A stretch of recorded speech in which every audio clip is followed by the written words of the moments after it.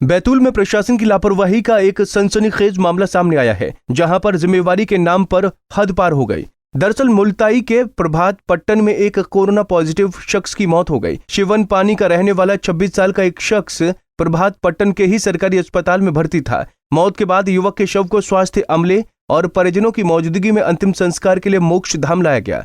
शव को आगे लगाकर प्रशासन और परिवार वाले शाम के वक्त मौके से चले गए, लेकिन अगले दिन उस वक्त लोगों के होश उड़ गए जब गांव में कुत्ते अधजली लाश के टुकड़ों को लेकर घूमते हुए दिखाई दिए। कुछ कुत्ते तो प्रभात पट्टन के रहवासी इलाके में लाश के टुकड़े मुंह में दबाए घुस गए। क्या नाम है भैया आपका?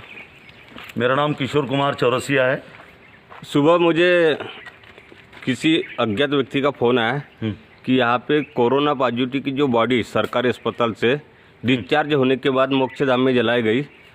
तो आपने मोक्षधाम में क्या देखा सुबह? मुझे भी अर्ली इन द मॉर्निंग मतलब यहाँ के एक जागृत नागरिक मोनू देशमुख जी का फ़ोन आया।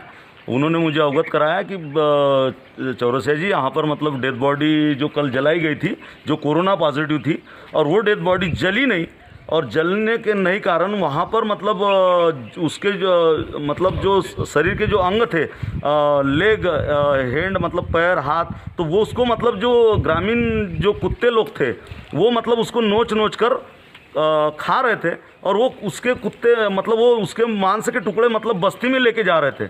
इस प्रकार अभी सभी फिर ग्रामीण यहाँ पर इकट्ठे हुए। जैसी ये खबर पूरे बस्ती में फैली तो रवि देशमुख जी, किशोर पवने जी, लोकेश वाड़बुदे जी, वडूरकर जी, प्रकाश बारी जी, तुमचं नाव? राजेश बारसकर जी, इस प्रकार ऐसे अन्य कई सैकड़ों यहाँ मतलब ग्रामीण यहाँ उपस्थित हुए। सभी लोगों ने ये घटना आंखों से देखी। मैंने स्वयं बीएमओ साहब से बात की कि सर ये जो कल आपने डेड बॉडी जो जलाई वो पॉजिटिव थी। उन्होंने बोला हाँ कोरोना पॉजिटिव थी।